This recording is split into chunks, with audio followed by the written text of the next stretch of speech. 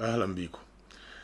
Today we're going to conclude the infratemporal fossa. We started with the boundaries and some contents like the medial and lateral pterygoids, and as we said before, they may be called internal and external pterygoid muscles.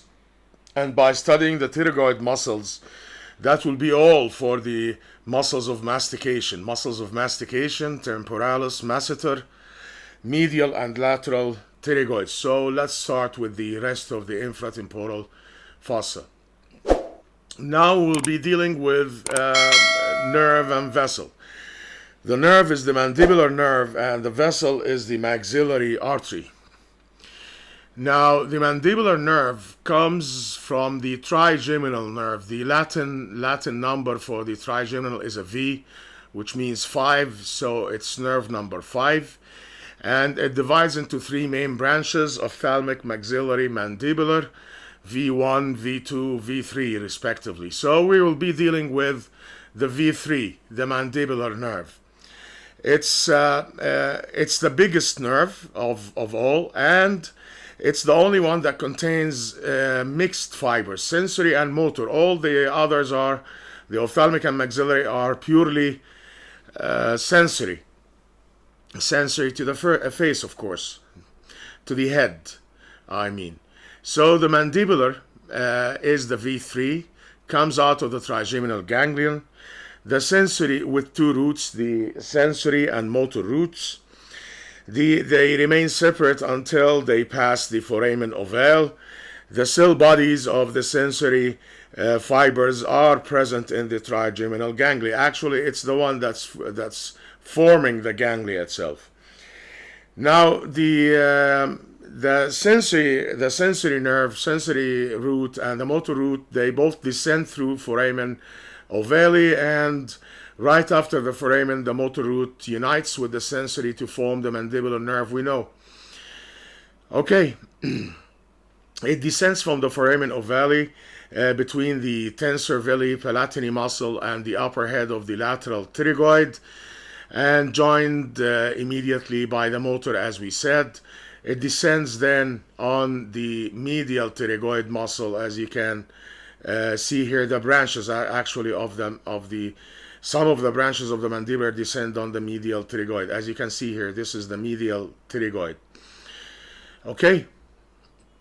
Now, once it descends, the main trunk, before dividing, gives off the following: the nerve to medial pterygoid. This is the nerve to medial pterygoid. And the nerve to medial pterygoid gives two tensors. Remember that, two tensor. One for the ear and one for the palate. Tensor tympani and tensor veli palatini muscle. Okay, and that was the exception when we studied the muscles of the palate. We said all the muscles are supplied by the pharyngeal plexus vagus, except for the tensor veli palatini supplied by the mandibular nerve. And to be precise, by the medial nerve to medial pterygoid branch of the mandibular nerve. Okay? Now on the other side, backwards, gives off the nervus spinosus. It's called spinosus because it enters the foramen spinosum at the base of the spine of the sphenoid. Now, do you recall a structure that enters the foramen spinosum? Yes, the middle meningeal artery enters the foramen spinosum as well. So this is how we will, gain the knowledge of structures passing through the skull foramina. We learned about the ovale now, that the mandibular nerve descends through it, right? Do you remember another nerve that descends through the foramen ovale? Yes, the lesser petrosal nerve that comes from the tympanic plexus of the glossopharyngeal to supply the parotid by relaying in the otic gland. Anyway, so the main trunk gives off the nerve to medial pterygoid and the two tensor muscles, and the nervus spinosus, which enters the cranial cavity and supplies the dura there, the meninges. Okay. Now, after giving those branches, it splits into anterior division and a posterior division. Remember this: the anterior division gives three motor branches, and one sensory branch, while the posterior division gives three sensory branches and one motor branch. The posterior with an S, posterior, gives three sensory with an S, to remember it. Many branches, but you will understand the branches and no problem at all. Now about the anterior division, it gives off its muscles, the muscles of mastication, like the lateral pterygoid, like the masseter, like the deep temporal nerves that go in the temporal fossa underneath the temporalis muscle and supply. They are usually double, two. And then the last branch is the buccal nerve. And the buccal nerve, we learned that it comes out between the heads of the lateral pterygoid, and it ends by supplying the buccal pad of fat, the gingiva of the corresponding teeth, and proprioception for the buccinator muscle. This is the buccal nerve. Okay? This is the anterior division branch. We'll go through the posterior division with the following slides. Buccal nerve, we talked about it. This is the buccal nerve. See? Comes down between the heads of lateral pterygoid and supplies, as we said, the buccinator and the overlying pad of fat. The cheek supplies the cheek. Masseteric nerve, the masseteric nerves goes lateral and passes through. What do you think it passes through? Yes, the mandibular notch we talked about yesterday, to supply the masseter from the deep surface or from the medial surface through the mandibular notch. The deep temporal nerves, these are the deep temporal nerves, see? They go up deep to the temporalis muscle to supply it. Nothing wrong about that. And the nerve to lateral pterygoid, which is the one for the last muscle of mastication. Now, these are the nerves. Of course, you will not be able to see the nerve to lateral pterygoid or even the medial pterygoid. Okay? This is to show you the deep temporal and the buccal branch. It's easy. A famous nerve, which is the auriculotemporal nerve. This is the auriculotemporal nerve. It comes out with two roots. And doctors, it doesn't have to be the middle meningeal artery between the roots. No, but in most of cases, it passes through or between the roots of the auriculotemporal nerve. This is the auriculotemporal nerve, see? Then it goes laterally and backwards, and then it becomes between the TM joint and the ear, and then ascends on the temple in front of the ear. See that? To supply a large area of skin, not muscle, skin over the skin of the temporal fossa. We studied this when we supplied the scalp, as I remember, the auriculotemporal nerve. Now, the auriculotemporal nerve is not pure sensory because it's joined by the lesser petrosal nerve that comes from the tympanic plexus of the glossopharyngeal to deliver postganglionic parasympathetic fibers to the parotid gland. So remember, the auriculotemporal nerve is sensory to skin over the temple, sensory to the TM joint as well. Okay, the surrounding structure is part of the parotid capsule, sensory to the ear pinna, ear auricle, and the external acoustic meatus. The auriculotemporal nerve supplies many areas. Remember this. Auriculotemporal. Auriculo supplies the ear, temporal supplies the temporal skin. And as we said, carries postganglionic parasympathetic fibers. Nothing wrong about this. It's easy to, it's good, a good nerve for the essay and for multiple choice questions because of its unique origin and tight course, see, between many structures here. Okay, what else? The lingual nerve from the mandibular, from the posterior division of mandibular. The lingual nerve descends, see, on the lateral surface of the medial pterygoid, means between the medial pterygoid and ramus of mandible. We mentioned the structures between the medial pterygoid and ramus of mandible. These structures, the lingual and the inferior alveolar. Now remember that the lingual will descend, then it becomes on the lateral surface of hyglossus. Remember that, in the submandibular region, above the hypoglossal nerve, and between them, hanging from the lingual nerve, is the submandibular ganglion, right? Because it conveys parasympathetic fibers from chorda tympani. Then it descends down, and as it enters the mouth, it grooves the bone beneath the third molar tooth. Even it can be palpable through the gum right beneath the third molar tooth, so it's liable to injury there. If, for example, a dentist pick a wrong place for the injection of anesthesia, it will damage the lingual nerve. Okay, or maybe operation on the third molar, anything that's around the third molar tooth. Remember this because it grooves bone. Then it turns medially, right, to cross underneath the duct of the submandibular gland, and it becomes between the sublingual gland and the submandibular gland, and ends up by supplying the tongue, supplying the mucosa of the floor of the mouth, supplying the gingiva of the corresponding teeth, which are the incisors and canine teeth. The lingual nerve, it's a big nerve. Okay, don't forget that it's joined by this tiny branch. See this branch? This is the chorda tympani branch that joins the lingual nerve, and it has a different map. It will be distributed to the submandibular, sublingual glands, and it will convey taste sensation from the anterior 2/3 of tongue. Anterior 2/3 means anterior to the sulcus terminalis. So what about the sulcus terminalis and the valate papillae? Exactly, they are taken up by the glossopharyngeal nerve, not by the chorda tympani part of the facial.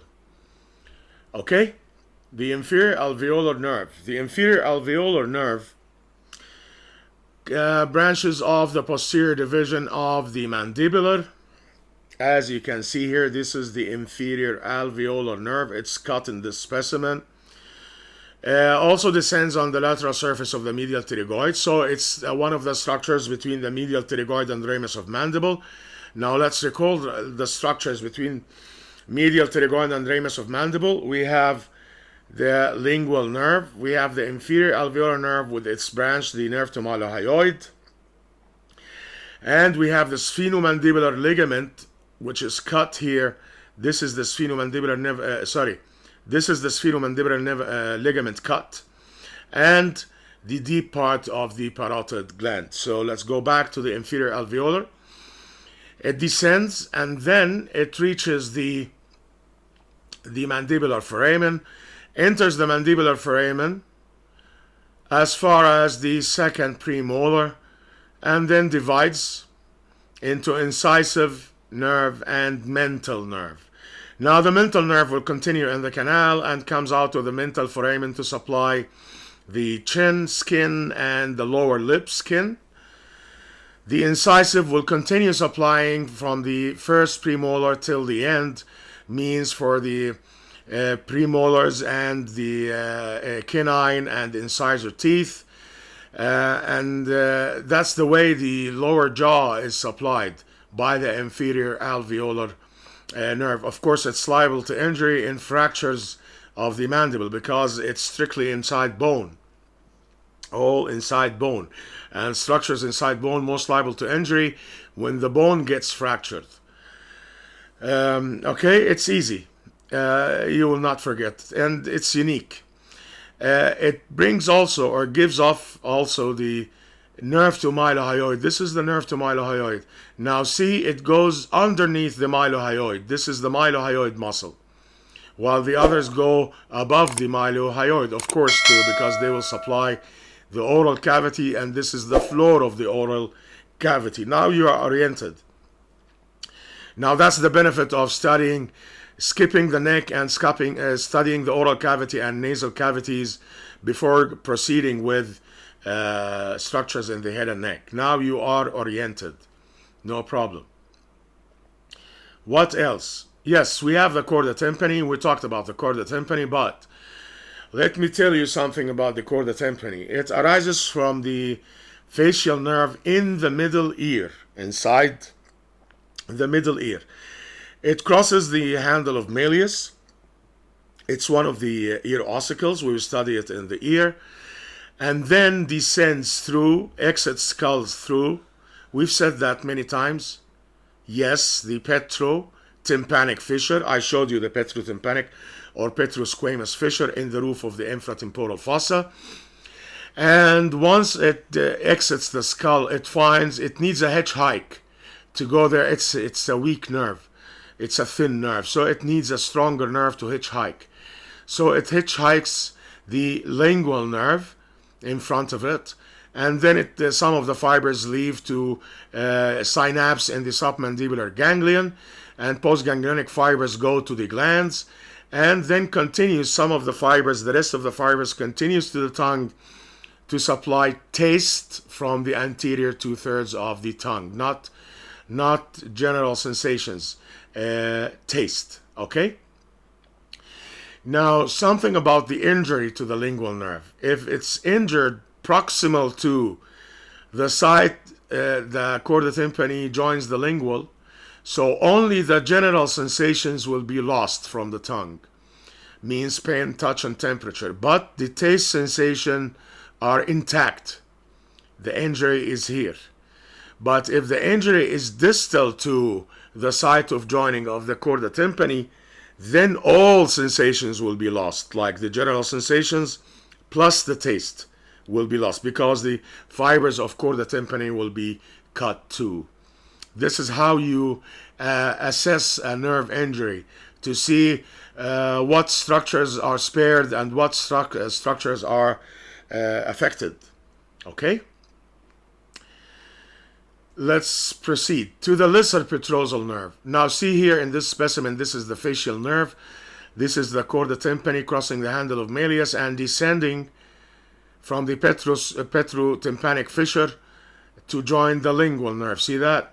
But see this tiny nerve coming out of the middle ear as well? This is the tympanic, this is the small or lesser petrosal nerve. It came out of the ear from plexus inside the middle ear, on the promontory in the middle ear, called the tympanic plexus. And this tympanic plexus formed by a tympanic nerve, branch of the glossopharyngeal. The glossopharyngeal, once it descends from the jugular foramen, either in the foramen or outside the foramen, it gives off a tympanic branch. This tympanic branch, as if it forgot where it's going, so it will go back inside the skull, and it's all canaliculus. Canaliculus, a small thin canal, will reach the middle ear, and on the promontory, a projection there inside the middle ear, it will form a plexus to supply the mucosa of the middle ear and mastoidal cells. It gives off the lesser petrosal. The lesser petrosal are preganglionic parasympathetic fibers destined for the otic ganglion. See, once it leaves, and it leaves through the foramen ovale. So the foramen ovale, we have the mandibular nerve with its sensory and motor roots, and we have the lesser petrosal nerve that will synapse in the otic ganglion, and from the otic ganglion, postganglionic fibers will go with the auriculotemporal nerve to supply the parotid for the parasympathetic supply, secretomotor, to the gland. Okay, this is the story of the lesser petrosal nerve. It's another good area for multiple choice questions because of its complex track. But if you understand it, how the tympanic branch went back to the skull, to the middle ear, and formed the plexus, and from the plexus it gave a nerve, the lesser petrosal, which went back outside the skull through the foramen ovale and synapse with the otic ganglion, and then postganglionic with the auriculotemporal to the parotid. It's easy if you understand it, not if you learned it by heart. Okay? This is the lesser petrosal nerve. And that will be all about the mandibular nerve. See, every nerve, every branch has its own story, and the nerve is unique for as itself as a topic for essay question. If you got a question about the mandibular nerve, you will be able to answer it properly now. The other structure in the infratemporal fossa is the maxillary artery. Now, level with the neck of mandible, the external carotid artery inside the parotid gland again, divides into superficial temporal and maxillary, opposite or level with the neck of mandible. Now remember the neck of bone, the neck of mandible for the external carotid, the neck of radius for the brachial artery, where it divides into radial and ulnar, and the neck of fibula for the common perineal nerve. Here the neck of the mandible, level of which the external carotid divides. Now the maxillary artery, destined to go forwards, and then medial through the pterygomaxillary fissure and enters the pterygopalatine fossa. So expect that we discuss the last part of the maxillary artery in the pterygopalatine fossa, not now. Now, as it goes forwards, it will be in relation to the inferior head of lateral pterygoid. It's either superficial or deep, or passes between the heads of the lateral pterygoid if it was deep to the muscle first. Then it comes out and continues its course forward. So this is the second structure that passes between the heads of the lateral pterygoid. The first one was the buccal nerve, and it's different than the buccal branch of facial. Now, for the branches of the maxillary artery, around 15 branches. Yes, a lot to remember and a lot to study, but if you understand them, it will be easy. The artery is divided into three parts in relation to the inferior head of lateral pterygoid. First part before the muscle, second part opposite the muscle, and third part after the muscle, the part that will go inside in the pterygopalatine fossa. So let's skip the third part now. We'll be dealing with the first and second parts. The first and third parts give branches that enters bone. Branches of the first and third part enter bone, while branches of the second part supply soft tissue, supply muscles. Okay, let's finish the second part first. What muscles do you think it will supply? Exactly, the muscles of mastication. It will send two deep temporal arteries above, yes, and enters the temporal fossa deep to the temporalis muscle. It will send muscular branches to masseter, called the masseteric, and medial and lateral pterygoids. Now you have mentioned 5 branches. Okay, we are left up with 10. We will skip 5 from the third part, and now we will be studying the first 5. But actually it's very easy because it's branches that correspond to, some of them that correspond to branches of the mandibular nerve. Like, for example, the inferior alveolar nerve, inferior alveolar artery, that will go down and will give off an artery to malia hyoid as well. The same story like the inferior alveolar nerve. The other branches, the other 4 branches, will go into bone. We have 2 for the ear and 2 for the meninges. 2 for the ear and 2 for the meninges. For the ear, is anterior tympanic and deep auricular. Now, that was a joke, but I got a question about anterior tympanic and deep auricular and how do they play with your vocabulary, not testing your information. See, anterior tympanic and deep auricular. Which one is deeper? Of course, there's one of them called deep auricular, so you will think that this is the deepest. No. The anterior tympanic. Tympanic means tympanic membrane, so it's deep inside. It supplies the tympanic membrane. But the deep auricular, it will supply the auricle, the ear pinna, and the external acoustic meatus, right? Actually, the external acoustic meatus, not the ear pinna. It may reach there. So anterior tympanic and deep auricular will supply the ear. For the meninges, we have two meningeal, one middle meningeal, and one accessory meningeal. The middle meningeal is the important one because it's liable to injury in an area called the terion, high in the temporal fossa. We talked about this. I showed you the terion where the sutures meet in an H-shaped suture area, right? And it's the site where the middle meningeal artery inside the skull is liable to injury. It goes through foramen spinosum and then divides into anterior and posterior branches. It's not here, of course. It's inside the skull, anterior and posterior branches.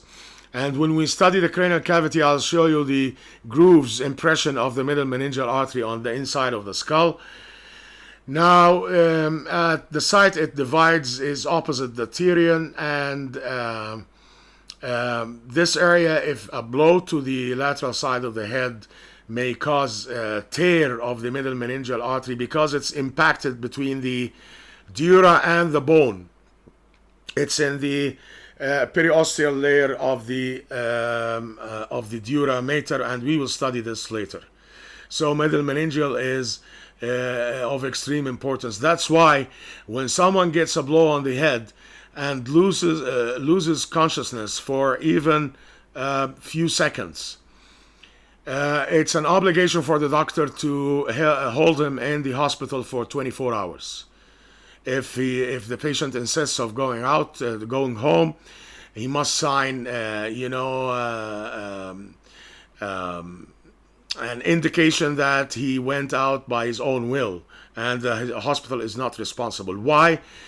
I told you the middle meningeal is impacted between the dura and bone, so when it bleeds, it will bleed slowly, a drop by drop till it forms a hematoma, extradural hematoma that will affect the patient.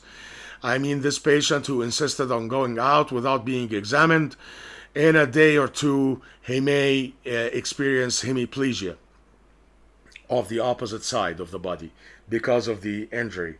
So remember this. This is your responsibility as a doctor. What else? We talked about the inferior alveolar. The inferior alveolar accompanies the inferior alveolar nerve and gives off the mylohyoid. I told you about the deep auricular and anterior tympanic. Now we'll lift up with the accessory meningeal, and the accessory meningeal artery will supply the dura mater by going through accessory meningeal, goes through the foramen ovale.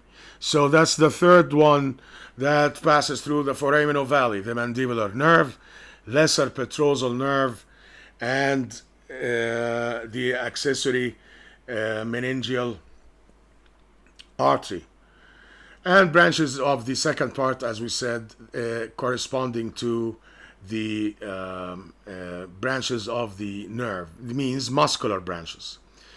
Well, this is what you have to know about the maxillary artery and the mandibular nerve, and that's why I put them together in one lecture, so as to be able to understand the branches of each and figure out where they go and supply.